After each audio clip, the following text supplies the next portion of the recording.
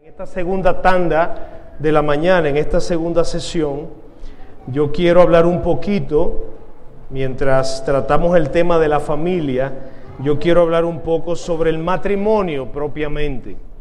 Y mi intención no es venir a dar una definición de lo que es el matrimonio, ni los parámetros para llevar un matrimonio de tal manera o más cual manera. Yo quiero traerles de una forma especial un ángulo al matrimonio que quizás no hemos considerado antes.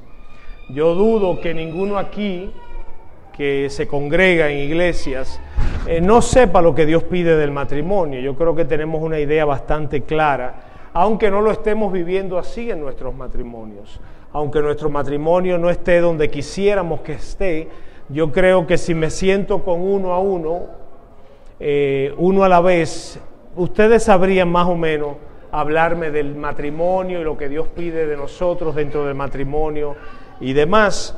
Pero yo quiero traerles hoy una visión, un ángulo diferente, un ángulo quizás más vertical, un ángulo más desde los cielos, de forma que salgamos de aquí a la hora de almuerzo con una perspectiva del reino en cuanto al matrimonio, una visión más espiritual sobre el matrimonio y no necesariamente lo que le toca al esposo, lo que le toca a la esposa. Eso lo vamos a estar tratando cuando regresemos del almuerzo. Vamos a estar hablando ya específicamente de qué pide Dios del hombre como esposo y de la mujer como esposa. Y entonces yo quisiera una vez más elevar una breve oración al Señor para que Él nos ayude y esté con nosotros en este tiempo que vamos a estar juntos. Santísimo Dios, nosotros venimos una vez más ante ti a clamar por auxilio, a clamar por ayuda, sabiendo, Señor, que tú eres el dador de todo lo bueno. Tú eres el que orquesta y pone en movimiento todo aquello que es para tu buen beneplácito, y nosotros queremos que este tiempo juntos sea de agrado para ti. Nosotros queremos hablar la verdad, nosotros queremos escuchar verdad, aprender verdad, y tú eres la verdad, Señor. De manera que pedimos que tú nos ayudes a no desviarnos, a no decir nada que se aparte de lo que ya tú has dicho, y que entonces tu verdad sea la que cale profundo en nuestros corazones y nos cambie, nos transforme, nos haga ver cosas que antes no veíamos, nos haga entender cosas que hasta ahora no habíamos entendido. Que tú le des una visión bíblica al matrimonio y que podamos los esposos y esposas que estamos aquí hoy reunidos irnos a casa al final del día con un entendimiento más sublime, más bíblico de lo que es la unión en una sola carne de un hombre y una mujer. Te lo pedimos en el nombre de Jesús. Amén. Vamos a estar visitando a lo largo de esta hora los textos de Efesios 5 y de Génesis 2, y vamos a entrar y salir de ellos de manera variada para que los tengan marcados en sus Biblias. Pero yo quiero iniciar haciéndonos unas preguntas. Yo quiero iniciar haciéndonos unas preguntas sobre el matrimonio. Preguntas que nos hiciera en un momento el pastor John Piper. Y yo quiero que nos las hagamos esta mañana para que podamos empezar a ver nuestro matrimonio a la luz de estas interrogantes. Y entonces ir viendo nuestro matrimonio desde esta perspectiva y no desde la que quizás yo he estado viéndolo.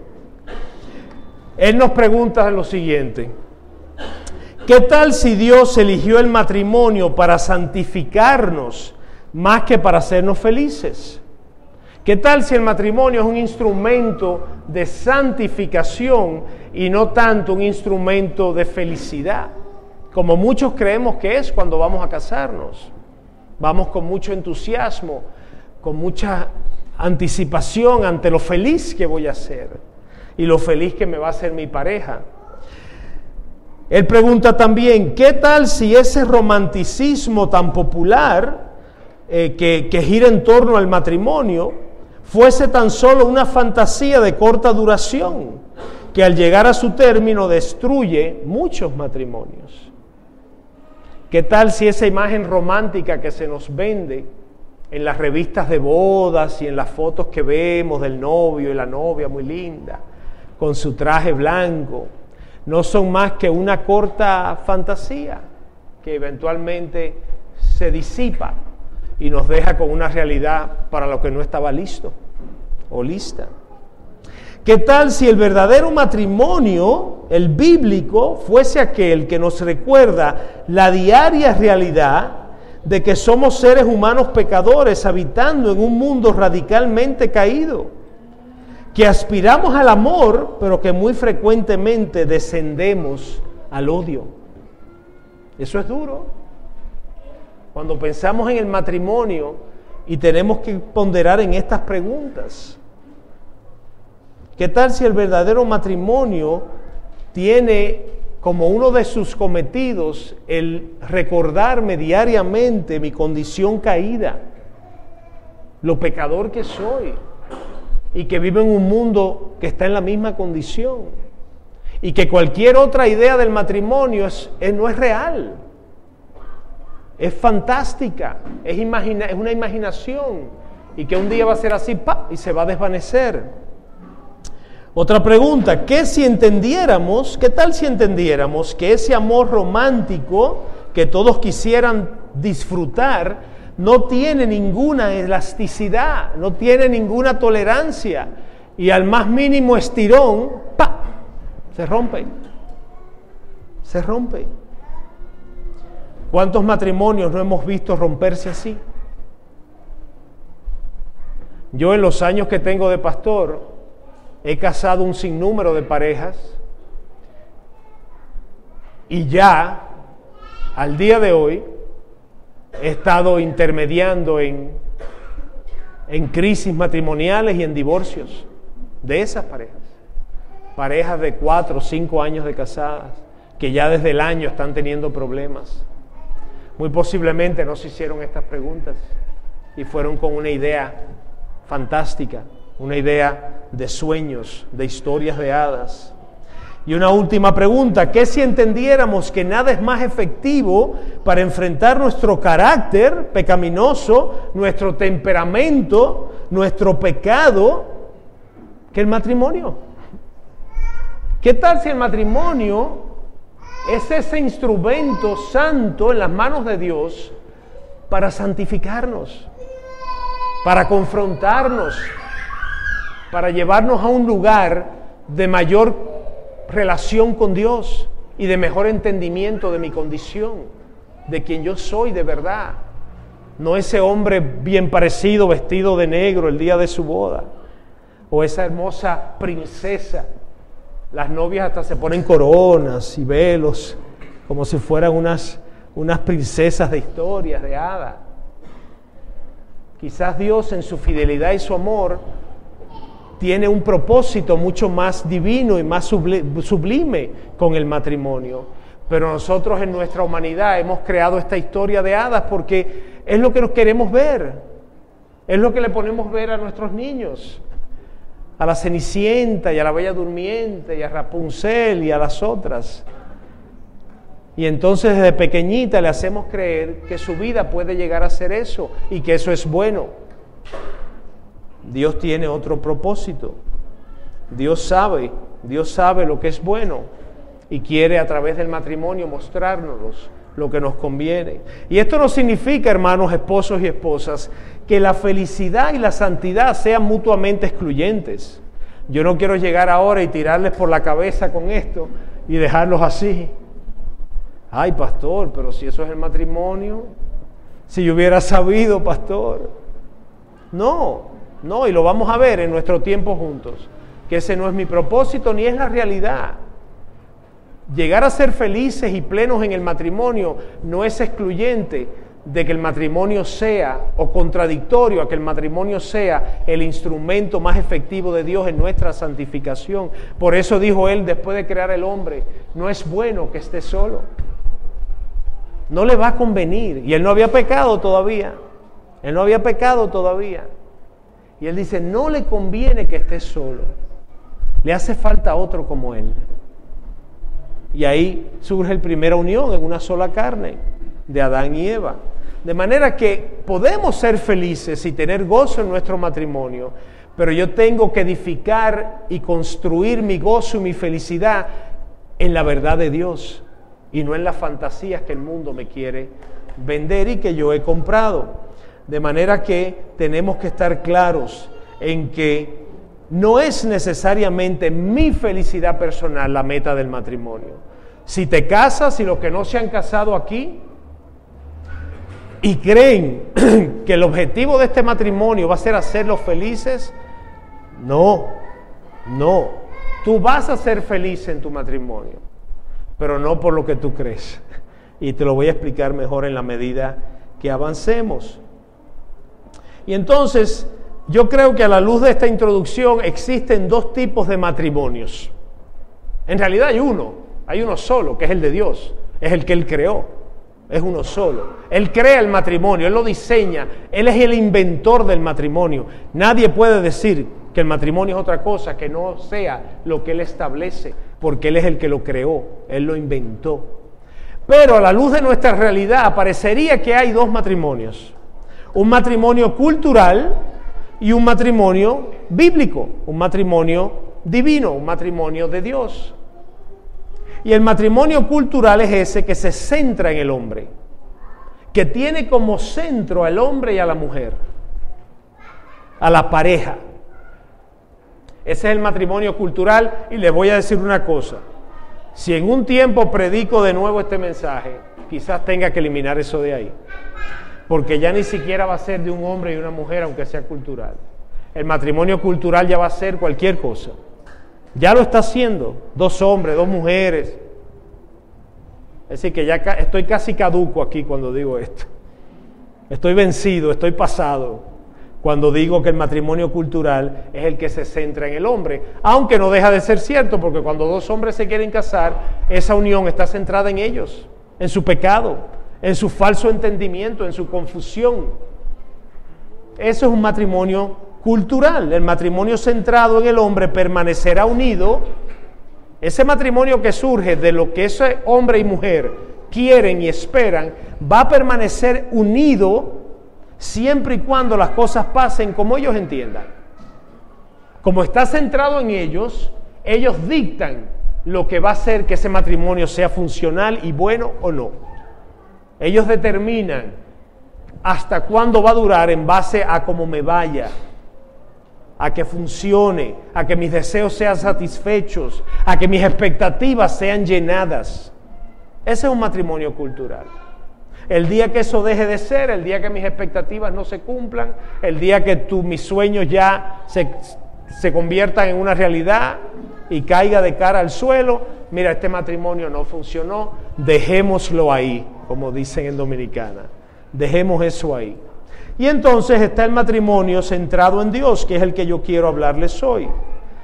Este es un matrimonio que va a perseverar, es una unión que va a perseverar porque trae gloria a Dios y señala a un mundo pecaminoso a un creador reconciliador.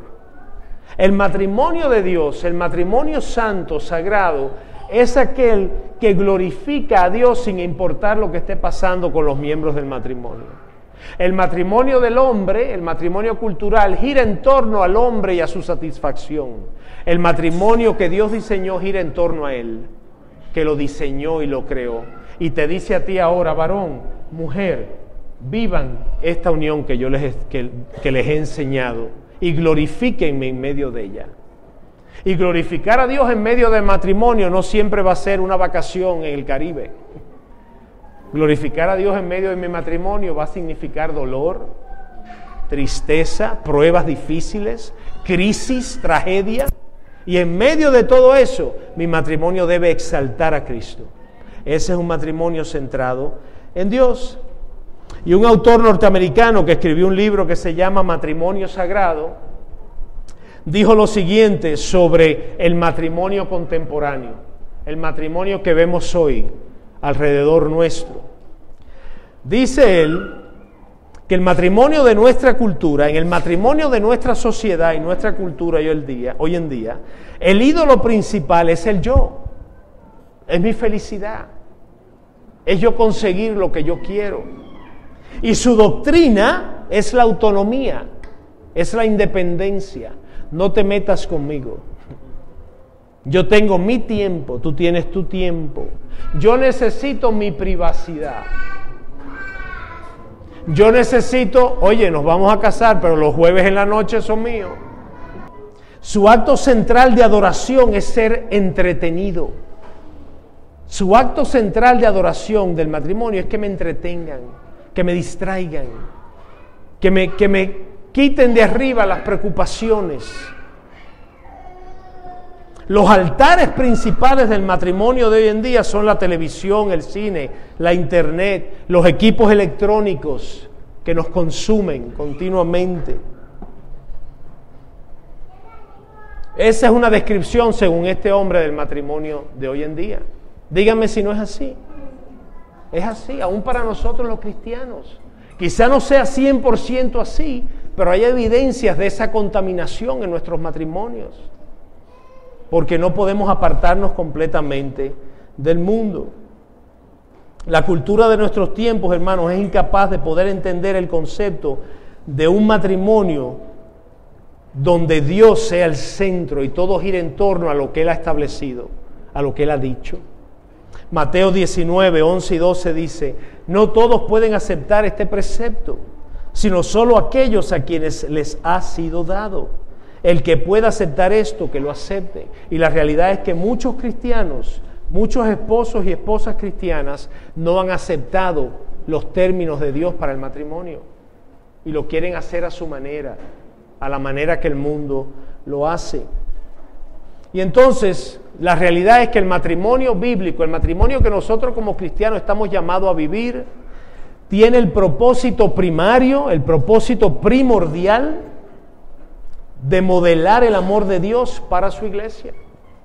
Ese es nuestro llamamiento, modelar el amor de Dios a su iglesia, el amor de Cristo por su pueblo, por su novia. Fíjate que en Efesios el apóstol Pablo hace esa ilustración. Esposo, ama a tu esposa como Cristo amó a la iglesia. Esposa, sujétate a Él y respétalo como la iglesia se sujeta a su Señor. De manera que estamos llamados a representar eso en nuestro matrimonio.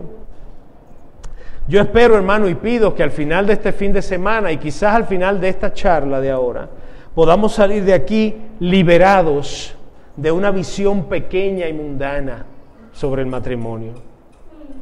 Que Dios nos libere, a la luz de lo que vamos a estar hablando, de la visión cultural, social, posmoderna, mundana del matrimonio, que es la que modela nuestros matrimonios, la mayoría de nuestros matrimonios.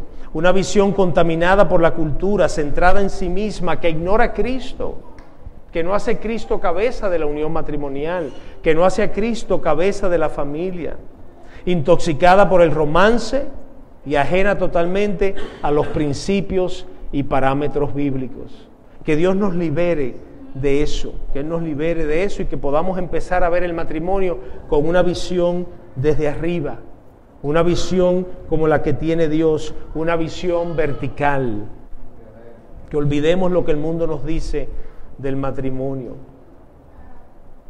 Y entonces, que empecemos a ver que el matrimonio nos lleva a una vida de entrega, una vida de sacrificio, una vida de muerte al yo.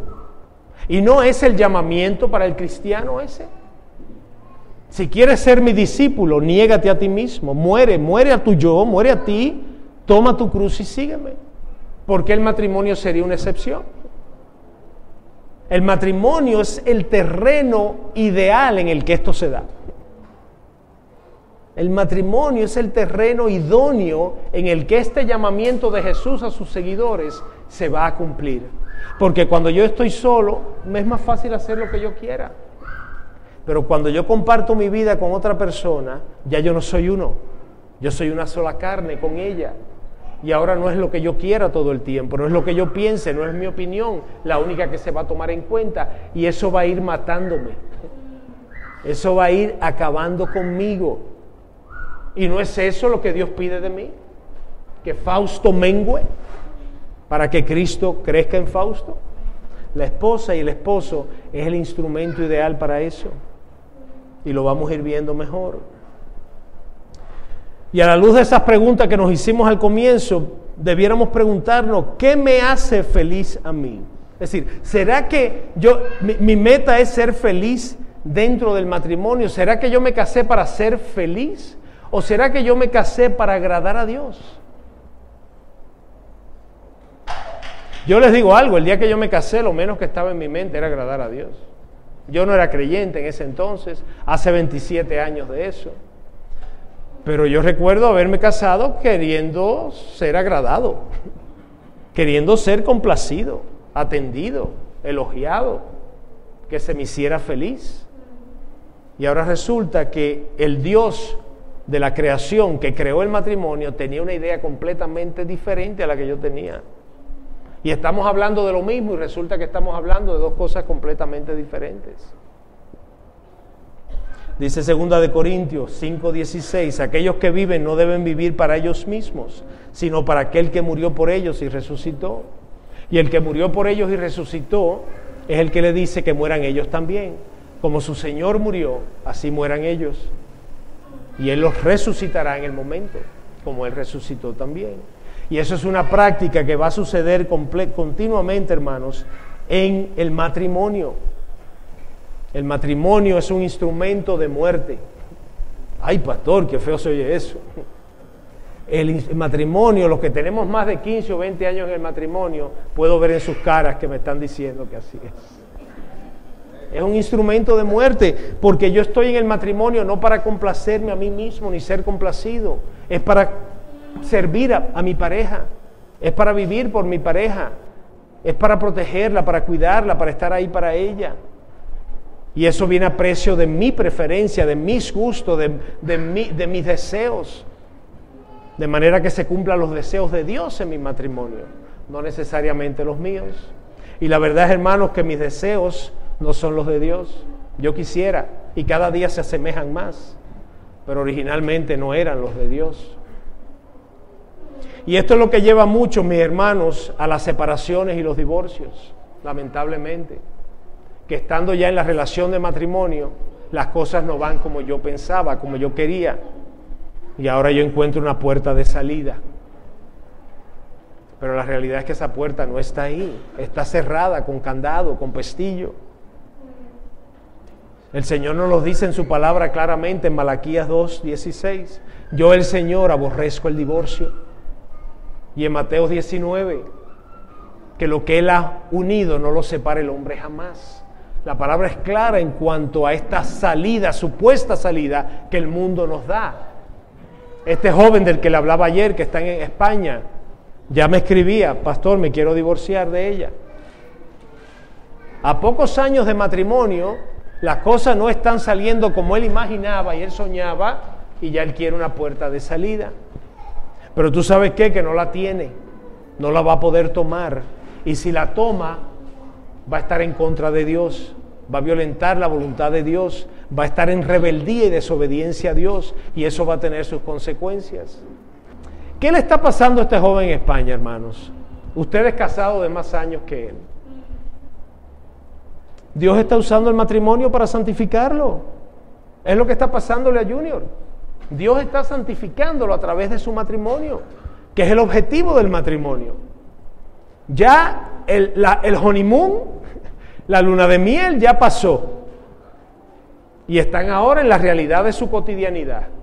Criando una niña con recursos limitados, trabajando en las noches, en el día, pasando dificultad. Todo esto para Dios moldearlos, para Dios cincelarlos e irlos conformando a la imagen de Cristo. Pero a mí no me gusta. Yo no quiero, pastor. No me gusta, me duele. Eso no es lo que yo pensaba. Eso no es lo que yo quería. Entonces a mí me va a tocar como pastor, cuando hable con él, hablarle verdad, hablarle la verdad del Evangelio y decirle: joven, este es Dios amándote, este es Dios mostrándote su fidelidad, y queriendo ver una transformación en tu corazón, que tú te entregues a Él, que tú te conviertas en un siervo que sirva a tu mujer, a tu familia. Y entonces, ¿cómo se ve ese matrimonio diseñado por Dios? ¿Cómo se debe ver ese segundo tipo de matrimonio que es el nuestro? Es el que debemos nosotros tener. Marcos 10, 6 y 9 dice lo siguiente: pero desde el principio de la creación Dios los hizo varón y hembra, y por esta razón el hombre dejará a su padre y a su madre, y los dos serán una sola carne. Por consiguiente, ya no serán uno, sino una sola carne. Por tanto, lo que Dios ha unido, no lo separe el hombre jamás. Y entonces vemos que el matrimonio debe proyectar, hermanos, y debe estar basado en la gracia del nuevo pacto, en la gracia del pacto que Dios ha hecho con su pueblo. Y esta gracia en el matrimonio se va a poner en evidencia en la medida que el esposo y la esposa descansen en esa experiencia de gracia que ellos mismos han recibido de Dios. No en mi conocimiento, no en mis habilidades, sino en la gracia que Dios me ha mostrado en su relación conmigo. Y ahora yo la paso a mi pareja. Una relación vertical, una relación con Dios primero, que entonces me permite, por esa gracia recibida, yo pasar gracia en esta dirección a mi mujer, a mi esposo. Es así que esto va a funcionar. Es a través de un conocimiento personal del Señor, como le hablaba a los hombres arriba. Es a raíz de yo haber conocido a Dios, haber experimentado su gracia, experimentarla diariamente, mañana tras mañana, la dosis de gracia que Él me da en mi tiempo con Él, y ahora de esa llenura yo dar gracia hacia afuera, hacia la que está más cerca de mí, que es mi esposa, es mi esposo, para las mujeres. En otras palabras, hermanos, vivimos hora tras hora dentro del matrimonio, vivimos diariamente, continuamente, en una dependencia de Dios, de su perdón, de su justificación, de su promesa de gracia, de su misericordia. Es en esa dependencia que yo voy a sostener mi matrimonio, como Dios dice. Si yo no estoy en una relación personal con Cristo, si yo no estoy viniendo a Dios diariamente en una relación devocional con Él, lo que va a salir de mí hacia mi esposa es lo que hay dentro de mí. Y lo que hay dentro de mí es Fausto González de Chávez Bermúdez. Que ustedes no quieren saber lo que es eso, ni cómo se ve. Lo que va a salir de mí soy yo. El yo al cual Cristo me decía que había que matar. El yo que había que morir y dejar atrás y menguar. Eso es lo que va a salir de mí si yo no estoy recibiendo diariamente la gracia, la misericordia, el amor de Dios para conmigo. Y de su abundancia, de su llenura hacia los que están a mi alrededor, empezando por mi esposa y luego por mis hijos. De manera que eso es una condición innegociable, mis hermanos. Dicen por ahí que para casarnos tenemos que conocer bien a mi pareja, ¿verdad? Los novios antes de casarse tienen que conocer bien a su novia, a su novio, a su pareja. Y esto no es falso, esto está bien. Y por eso está el noviazgo, por eso está el cortejo, por eso está la consejería prematrimonial. Pero yo quiero darle un nuevo ángulo a esa frase y hacerla más certera.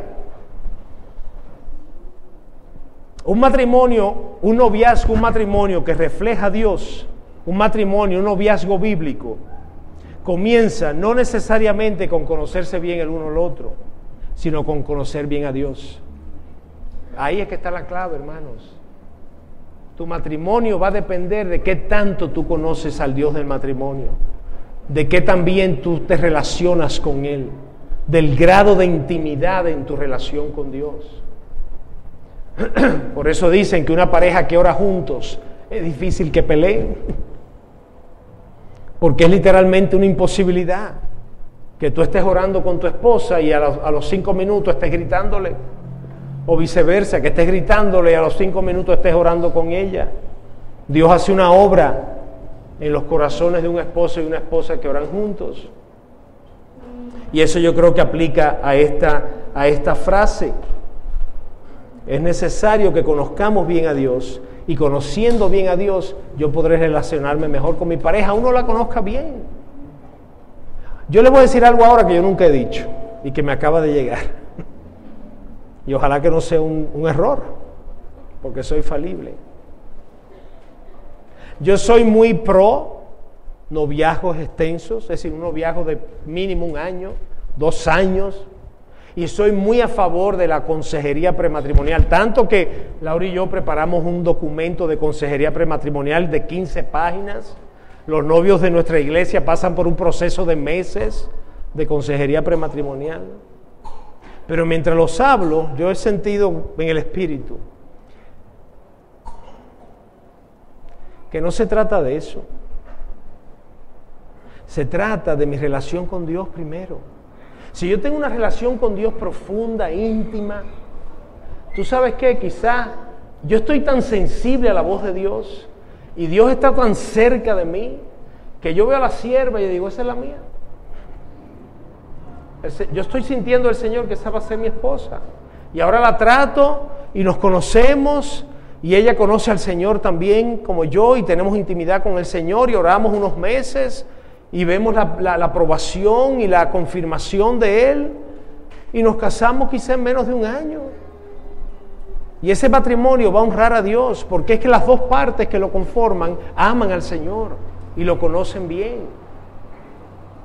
Yo creo que toda esta consejería tan larga y todas estas cosas son los efectos de la psicología que se ha infiltrado en nuestras iglesias y que ahora nos hace pasar por todo este proceso de tu conducta, de cómo tú te comportas, de cómo tú reaccionas. ¿Tú sabes qué? Yo puedo pasarme 10 años dándote consejería prematrimonial. Si tú no estrechas tu relación con Cristo, vas a estar pecando de la misma manera a los 10 años y a los 20 y a los 30. Entonces no se trata de eso. Yo creo que a partir de este viaje vamos a cambiar la estrategia de la consejería prematrimonial en nuestra iglesia. Vamos a cambiarla. Dios es fiel. Amén.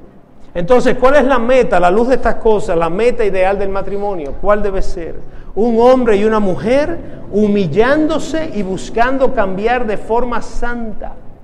Humillándose delante de su Dios y delante de su pareja y supliendo las necesidades físicas y emocionales de su pareja.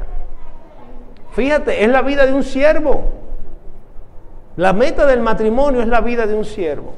Un esposo o una esposa que viven en humildad, en mansedumbre delante de su Dios y delante de los hombres, buscando ser transformados de forma santa como parte del proceso santificador en el que todos estamos, y entonces en ese proceso santificador, dejarse transformar por Dios y por su palabra, mientras sirve a su pareja. Amor, ¿cómo te puedo ayudar? ¿De qué manera te puedo servir? ¿Cómo te molestó esto que hice? Perdóname. ¿Cómo hacerlo diferente? Qué diferente de la actitud de muchos esposos. Yo le decía a los maridos allá arriba que si fuéramos los esposos, los líderes, los hombres que Dios pide que seamos, los esposos que Dios quiere que seamos, ustedes no tendrían ningún problema, esposas, en sujetarse a sus maridos. Yo hubiera querido que ustedes estuvieran allá arriba en ese momento para que todas dijeran amén, porque ellos se quedaron muy callados. Pero la rebeldía no está en el corazón de la mujer necesariamente. Ella quiere ser protegida y sujetarse a un líder, pero lo hacemos tan mal nosotros que a ella les cuesta mucho trabajo, y eso lo vamos a hablar esta tarde en esposo y esposa. Hermano, la relación de Cristo y su iglesia, que es la ilustración, la imagen a la que el matrimonio debe llevarnos, incluye todo esto que les he hablado. Pero entonces demanda de nosotros una relación vertical con Cristo y entonces una relación horizontal con nuestra pareja de perdón que nos lleve a una dinámica de sumisión y de entrega continuamente. El perdón es parte integral del matrimonio, hermanos. Yo tengo que aprender a perdonar, si no, no puedo estar casado. Es donde más el perdón va a jugar un rol principal. Creemos que con el amigo, con el hermano de la iglesia que me ofendió, No, cuando estás casado es todos los días. Todos los días. Es una actitud, ya no es ni siquiera una decisión o un acto, es todos los días, es un estilo de vida. Es un estilo de vida. Y entonces, ¿por qué? ¿Por qué debe ser así? 3 razones le voy a dar breves, 3 razones por qué debe ser así. Primero, porque va a haber siempre conflicto basado en el pecado. En todo matrimonio, hermanos, todos los que están casados aquí saben que no miento. En todo matrimonio va a haber conflicto porque somos pecadores. Y el pecador peca. Y cuando yo peco, yo produzco conflicto.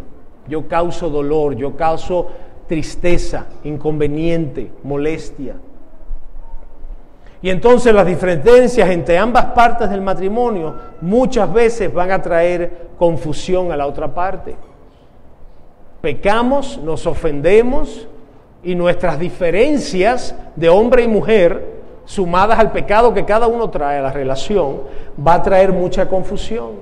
De manera que tenemos que vivir en esa actitud de humillación y de ceder perdón y pedir perdón. Segundo, porque la labor difícil y dura de perdonar y perdurar en la relación matrimonial es lo que hará posible que los afectos florezcan cuando parezca que ya todo se perdió. Yo he visto parejas que han llegado a mi consulta de consejería, a mi oficina pastoral, a una consejería ya con el divorcio casi firmado.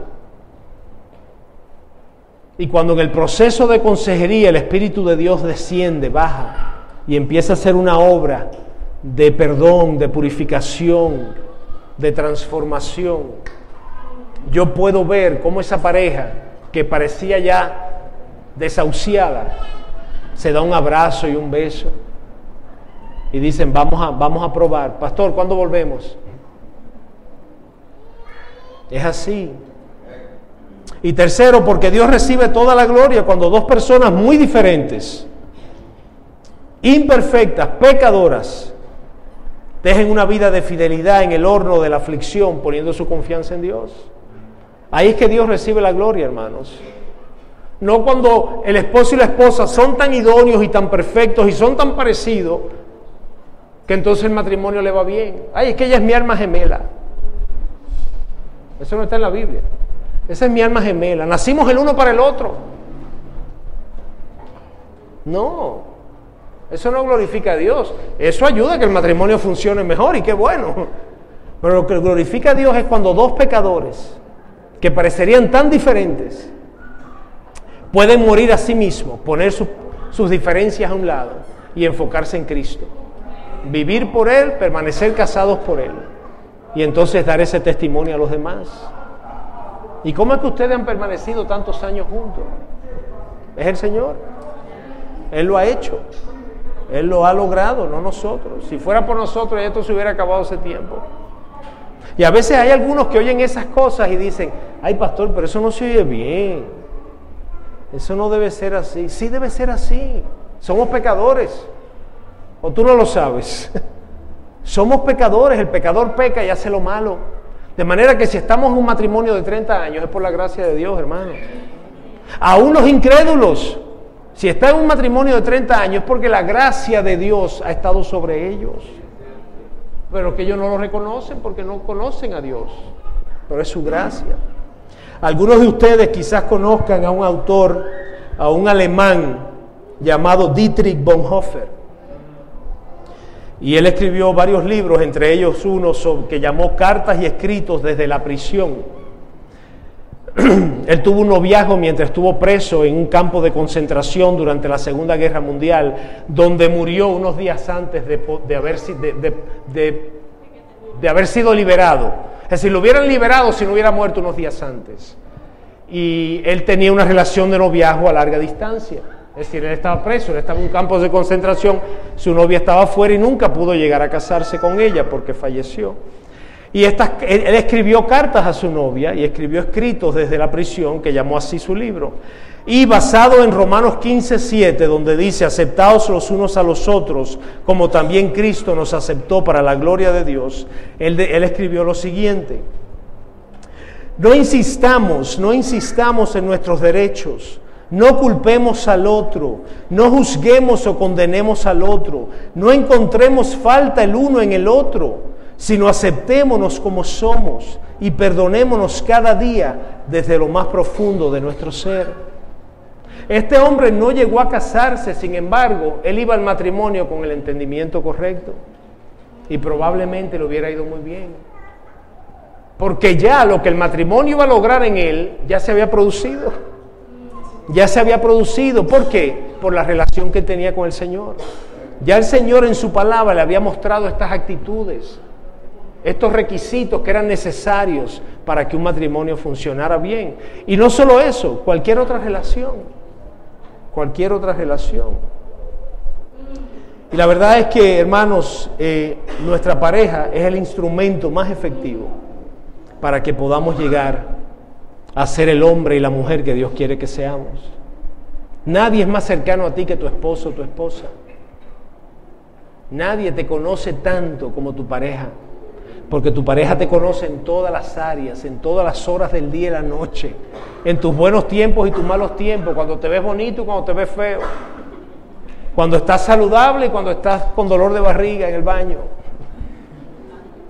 Él y ella te conocen como nadie, y Dios lo sabe, y dice: a este que yo voy a usar para trabajar en este otro.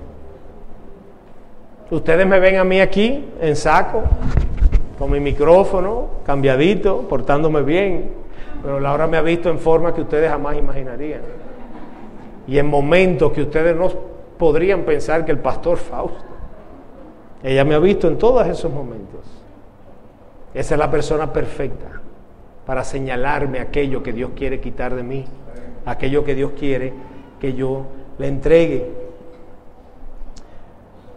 Este mismo hombre dijo en una ocasión que uno de los mejores regalos de boda que Dios nos dio el día de nuestra boda, el mejor regalo que Dios me da como mi Padre, mi Dios, el día de mi boda, Él dice que es un espejo llamado esposo o llamado esposa, con su nombre. El día que yo me casé, mi Dios me da un espejo que se llama Laura. Y Él dice que si ese espejo, ese regalo hubiera venido con una tarjeta, como le ponemos a las bodas, que le ponemos una tarjetica así en el regalo, con un escrito bonito del que regala, Él dice que si ese regalo hubiera venido con una tarjeta de felicitaciones del mismo Dios, hubiera leído lo siguiente: querido hijo, querida hija, aquí tienes de mi parte para que puedas descubrir cómo eres en verdad. Y díganme si no es así. Los que estamos casados, díganme si no es así. Nuestra pareja saca de nosotros todo lo que hay adentro. Al principio del matrimonio casi siempre todo lo bueno, pero en la medida que el matrimonio va avanzando, tiene una habilidad, este espejo, de sacar de mí cada vez cosas más malas y más malas y más malas. Y va haciendo su efecto, y la realidad es, hermano, que la mayoría de nuestros problemas dentro del matrimonio, a la luz de esta ilustración simpática, es que muchos de nuestros problemas no son por disparidad de personalidades ni diferencias de culturas, es por pecado no arrepentido, por pecado no confesado. Entonces yo me caso, llego ahora a mi matrimonio y pongo todos mis pecados en el medio de la sala. Y mi esposa hace así y hace lo mismo. ¡Pum! Y es como una mochila grande, y la tiramos ahí. Y ahora esos pecados empiezan a salir en la medida que interactuamos. En la medida que vivimos diariamente, esos pecados empiezan a salir. Y en vez de permitirle a Dios que use a mi pareja para sacar esos pecados a la luz y entonces aceptarlos, confesarlos y arrepentirme de ellos, yo entonces me justifico, me defiendo, señalo al que me señala: no me juzgues, solo Dios juzga. Y empiezo a sacar todos estos versículos bíblicos para mi beneficio, pero que son contrarios a lo que Dios está queriendo hacer. De manera que mucho de lo que nos lleva a nuestros problemas matrimoniales es que Dios está tratando de santificarme a través de mi pareja y yo me niego a conceder la verdad. Yo me niego a confesar que yo soy un orgulloso. Yo me niego a confesar que yo no puedo pedir perdón por mi orgullo. Yo me niego a confesar que yo me estoy amando más a mí que a ti.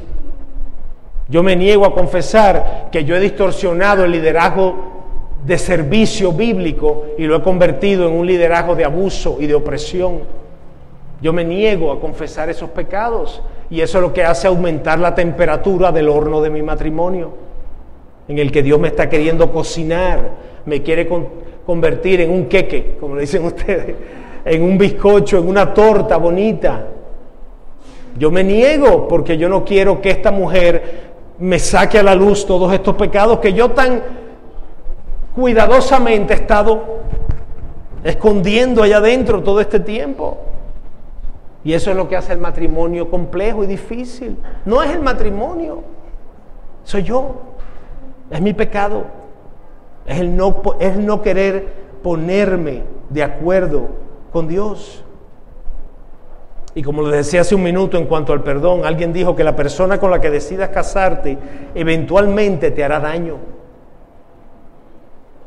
Y muchas veces para nosotros la persona que más daño nos ha hecho o nos hará es nuestra pareja. Pero es porque está logrando eso, está queriendo lograr eso que Dios la puso ahí para hacer. Y yo no la estoy dejando. Y fuera de recibirlo como de Dios y decir, tienes razón, gracias por hacer lo que Dios te pidió que hiciera. Yo me opongo y me resisto. Pero decía, la persona con que decidas casarte eventualmente te hará daño, a veces intencionalmente, porque somos pecadores, haciendo del perdonar una disciplina espiritual esencial. Haciendo del perdonar una disciplina espiritual esencial. Hablamos de las disciplinas espirituales y hablamos de la devoción, la lectura de la palabra, la oración, la meditación en las escrituras, la memorización. Aquí se nos dice que perdonar a mi pareja va a ser una de mis principales disciplinas espirituales. ¿Y cómo no, si yo fui perdonado? ¿Cómo no extender ese perdón? ¿Y cómo no extenderlo si lo que ella está queriendo lograr es lo bueno, es lo justo, es lo que Dios le está pidiendo? Y yo me estoy oponiendo. Y entonces necesitamos diariamente, mis hermanos, de gracia diaria para poder ser el esposo y la esposa que necesitamos. Yo no sé ustedes, pero una de mis oraciones cuando yo me acerco a mi lugar de encuentro con el Señor por la mañana, que es mi escritorio, un escritorio en mi habitación, una de mis primeras oraciones de preparación para entrar en el Espíritu, para entrar en sintonía con lo que va a estar pasando en la próxima hora, 2 horas, es esa. Yo le digo, Señor, heme aquí, necesito la dosis de gracia que tú conoces, yo voy a necesitar para el día de hoy. Vengo a pedir, como el mendigo, la dosis exacta, el gotero con la dosis precisa de la gracia que yo voy a necesitar para el día que yo tengo delante de mí. Sabiendo que ese día va a traer retos en mi matrimonio, en mi paternidad, en mi rol de abuelo, en mi rol de pastor, en mi rol de cristiano, en mi rol de ciudadano, y que yo no la tengo porque se me acabó anoche. Ya anoche se me acabó lo que quedaba del día anterior. Dame la que yo necesito para el día de hoy. Y esa debe ser nuestra actitud en cuanto al matrimonio. Señor, dame la gracia que yo necesito para ser el esposo, la esposa, para mostrar el perdón, la paciencia, el amor que se requiere en una relación de matrimonio y que yo no tengo, que no me sale naturalmente, porque soy malo, porque soy perverso. Y me pongo de acuerdo con Dios, que dice que mi corazón es engañoso y perverso. Y dice que soy malo, que no hay un bueno. Yo estoy incluido en ese grupo. Traten de hacer eso en sus tiempos de devoción con el Señor. Yo le llamo ponerme de acuerdo con Él. Heme aquí, yo me pongo de acuerdo contigo, Señor. Dime lo que yo necesito oír. Y entonces yo quiero ir sobre algunos puntos en la medida que vamos cerrando, son las 2:30. Algunos puntos partiendo de estos principios que hemos hablado en cuanto a cambiar nosotros y no tanto cambiar a nuestra pareja, que es nuestro gran dilema. Estamos en problemas de matrimonio por nuestro pecado y porque yo quiero que el otro sea el que cambie. No solo me niego a aceptar el pecado que ella me está señalando, sino que ahora le digo, no, tú estás equivocada, la que está pecando eres tú. Y entonces empiezo a orar, Señor, cambia a mi esposa, porque si no voy a tener que dejarla. Fíjate cómo somos los hombres y las mujeres pecadores. No solo eso que ella me señala, no es como ella dice, Señor, tú estás equivocado, esta mujer que me diste está mal, sino que ayúdame a que ella cambie para poder seguir en esta relación. Entonces, algunos puntos breves en cuanto a por qué yo tengo que aceptar lo que Dios me dice a través de mi pareja y entonces cambiar yo y no tanto enfocarme en los cambios de mi pareja. Primero, el esposo es en el matrimonio como Cristo es para la iglesia, pero no es Cristo. Eso le hablaba un poquito de eso a los hombres hace unos minutos. El esposo representa a Cristo en esta ilustración, pero no es Cristo.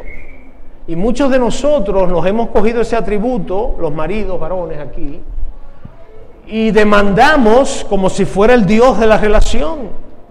Y no es así. Yo soy el siervo de la relación. Yo soy el que sirve, el que ama de manera servil, el que ama sirviendo a mi esposa. El esposo es pecador, no es como Jesús que es perfecto. Fíjate que es una simbología, es una ilustración, no es así en la actualidad. Cristo es santo, Cristo es perfecto, Cristo es Dios, yo no. Así que no puedo confundirme cuando la palabra usa en Efesios 5 esa simbología. De manera que nosotros tenemos que asumir como maridos que somos infalibles, que nos vamos a equivocar. Número 2, en cuanto a ese concepto, la meta de un esposo de Dios en cuanto a los cambios de su esposa deben estar centrados en Cristo y no en las preferencias del esposo. Cuando yo le digo al Señor, Señor, cambia esto de mi esposa, yo tengo que revisar primero, eso que yo quiero que mi esposa cambie, ¿es porque satisface mis preferencias y mis gustos o porque Dios lo dice en su palabra? Porque si ahora mi esposa está tomando alcohol y se está emborrachando, yo tengo que orar por eso, porque ella está pecando y yo quiero que Dios le quite eso, Dios le cambie eso. Pero si ahora mi esposa me está confrontando con mi pecado de manera respetuosa y amorosa, ella está haciendo lo que Dios le está pidiendo. Así que mi oración no puede decir, quítale eso o cámbiale eso a mi esposa. Ella está cumpliendo la voluntad de Dios. De manera que no son mis estándares los que definen esto, son los estándares de Dios los que definen estas cosas. Tercero, el esposo debe amar sacrificialmente a su esposa como Cristo amó a la iglesia, de manera que se entregó por ella.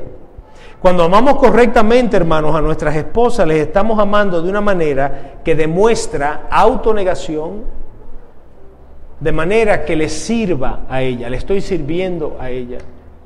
Yo no amo a mi esposa a mi manera, yo no amo a mi esposa en mi lenguaje del amor.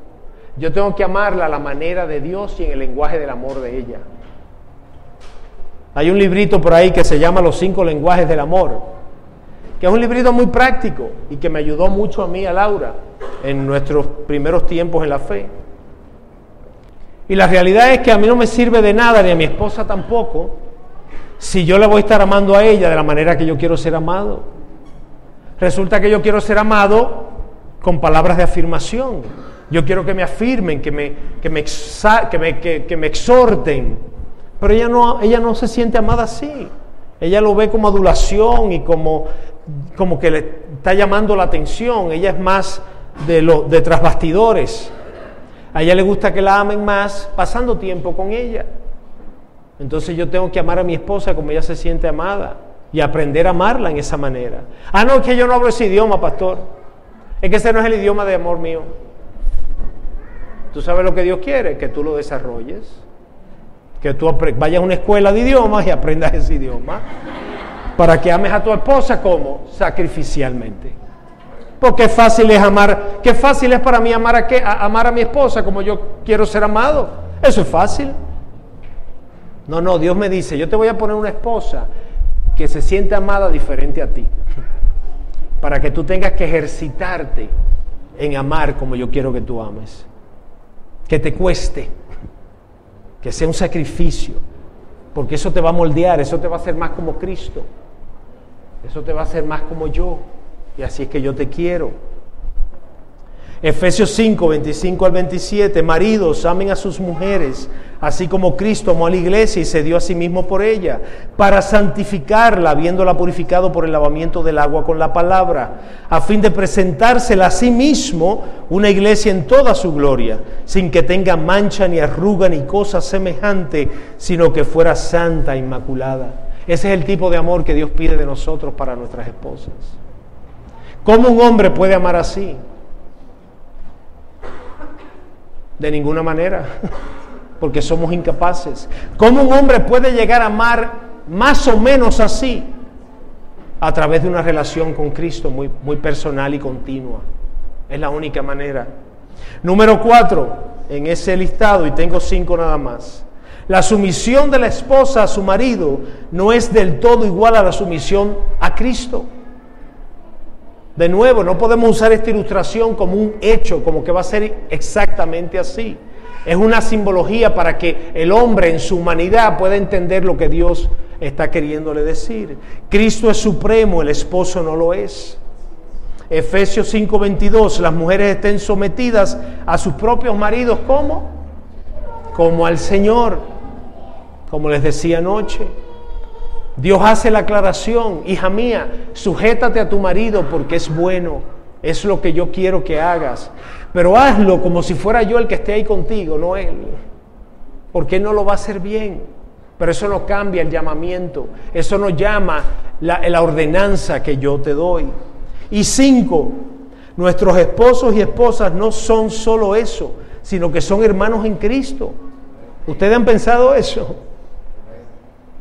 Nuestra pareja es una hermana, un hermano en la fe, un hijo de Dios, una hija de Dios. Y como vemos en Gálatas 6:1, si alguno es sorprendido en alguna falta, vosotros que sois espirituales, restaurarlo en el espíritu de mansedumbre, mirando a ti mismo, no sea que tú también seas tentado. Esa esposa que tanto te irrita, ese esposo que te tiene cansada, es un hijo, una hija de Dios, es tu hermano, es tu hermana en la fe. Y tú tienes que amarlo como Cristo nos ha amado y mostrar el amor de Dios. De manera, hermanos, que para cerrar, nada va a hacer brillar más el Evangelio de Cristo. Nada va a hacer ver a Cristo más atractivo al mundo que nos observa que un matrimonio que, a pesar de sus diferencias, se mantiene unido, confiando en Dios. Qué bueno cuando somos iguales, qué bueno cuando tenemos gustos similares, qué bueno cuando yo sé lo que ella está pensando y ella sabe lo que yo estoy pensando. Pero tú sabes que muchas veces no va a ser así. Muchas veces va a haber diferencia evidente, va a haber choque, va a haber conflicto. Y Dios te dice: permanece, porque mi hijo no se dio la vuelta de camino al Gólgota. Mi hijo a mitad de camino no dijo: no, esta cruz pesa mucho, yo me voy a devolver. Él siguió hasta el final. Y yo espero que tú hagas lo mismo. Y esa esposa es tu cruz. Y esa cruz te va a ayudar a morir a ti mismo. Y al final de este proceso vas a estar más cerca de mí. Te vas a parecer más a mí. Y vas a reflejar el resplandor de Cristo dentro de tu matrimonio, a tus hijos y a los que te rodean, a los que están observando. Amén. Que así sea nuestro matrimonio, que así sean nuestros matrimonios, para la gloria de Dios. Démosle gracias. Padre, reconocemos que estas palabras, Señor, son duras de escuchar porque van contrarias a lo que nuestro corazón pecaminoso y perverso quiere hacer y lograr. Estas palabras nos confrontan con nuestro egoísmo, con nuestra autonomía, nuestra independencia, nuestro deseo de hacer lo que yo quiero. Estas palabras se levantan frente a nosotros como ese espejo que nos dejan ver nuestra realidad, Señor. Pero estas son tus palabras y tu palabra es verdad. Y tu palabra es buena y tu palabra me conviene. Tu palabra es buena para mí. Y aun cuando yo no crea y cuando yo dude y cuando yo vacile, yo tengo que agarrarme de tu palabra como por mi vida, Señor.